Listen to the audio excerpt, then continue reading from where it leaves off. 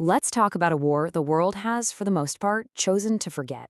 It's a conflict so utterly devastating that it's created the largest humanitarian crisis on the entire planet. This is the story of what's happening in Sudan. You know that quote? It sounds like something out of a horror movie, right? But it's not. That's a direct quote from researchers at Yale describing what they saw on satellite images from Sudan. It's the shocking reality of systematic ethnic cleansing happening right now, visible even from space. And what does that look like on the ground? Well, since this civil war exploded back in April 2023, the conservative estimate is that more than 150,000 people have been killed. That's a staggering loss of life in just over a year. So, just how bad is it really? To get the full picture, you have to understand the sheer scale of the humanitarian disaster that's unfolding. Now, the UN doesn't just hand out that title lightly. That is the most severe designation they can possibly give. It means we are watching the complete and utter collapse of a country's ability to take care of its own citizens.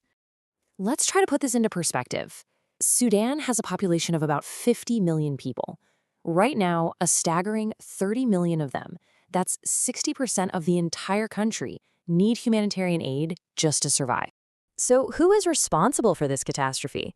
Well, this whole complex, nation-destroying conflict, it really just boils down to a brutal power struggle between two men.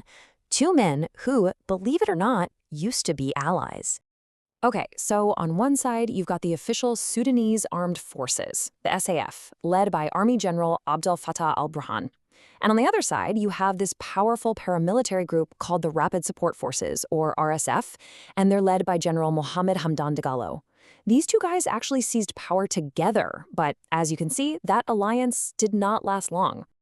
Which really leads to the big question, right? What on earth could be so important that these two men would be willing to literally tear their own country apart for it? Well, it all comes down to a really toxic mix of power and money. At its core, the fight is about three things.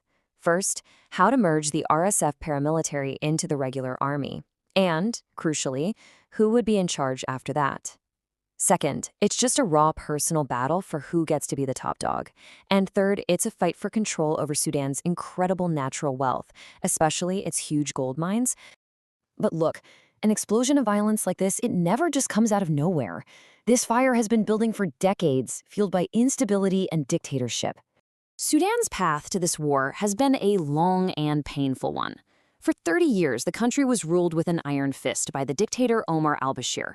Then, in 2019, massive popular protests finally kicked him out. And for a minute, there was this incredible moment of hope for democracy. But that hope was crushed in 2021 when our two generals, al-Burhan and Dagalo, hijacked the process, seized power for themselves, and then, inevitably, turned on each other in 2023. And you know what fuels this whole thing? Gold. Sudan is Africa's third largest gold producer, but an estimated 90% of it is smuggled illegally out of the country. And that money, it doesn't build schools or hospitals for the Sudanese people. Nope. It flows directly to the armed groups, letting them buy more weapons and keep this war going. Okay, now we have to turn to what is truly the darkest part of this story. Because the violence we're seeing today, especially in the Darfur region, is a terrifying, almost exact echo of a genocide that happened there just 2 decades ago. To really get what's happening now, you have to know this name, Janjaweed. In Arabic, it literally means a horse-riding devil. This was the brutal Arab militia that the old dictator al-Bashir unleashed to crush the rebellion by non-Arab tribes in Darfur back in 2003. They committed just unspeakable atrocities. So, with the world screaming about genocide, what did al-Bashir do? Did he disband the Janjaweed? No. He just gave them a new name. In 2013, the Janjaweed were officially rebranded as the Rapid Support Forces, the RSF, the very same group that's fighting for control of Sudan today. And here it is. This is the most chilling connection of all. The man leading the RSF today, General Dagalo, was a key commander in the Janjaweed militia during that 2003 genocide. It's the same playbook, the same tactics, and in many cases, the very same men. And so, tragically, history is repeating itself. The same non-Arab ethnic groups are being targeted all over again. The Fur, the Masalit, the Zaghawa, the Berdi. Reports of ethnic cleansing are pouring out of Darfur as the RSF uses violence to try and create a purely Arab region. Now, it's important to understand, this isn't just a local civil war. It's become a complex proxy war, fueled by foreign powers, which honestly helps explain why it gets so little clear coverage in the news. You see, both sides are getting a lot of outside help. The UAE and Russia's Wagner Group had been accused of arming the RSF, partly to get their hands on those gold mines we talked about. At the same time, Iran, Egypt, and Saudi Arabia are reportedly backing the official army. This constant flood of weapons from outside makes any chance for peace nearly impossible. So why are all these countries getting involved? Well, it's all about geopolitics and resources.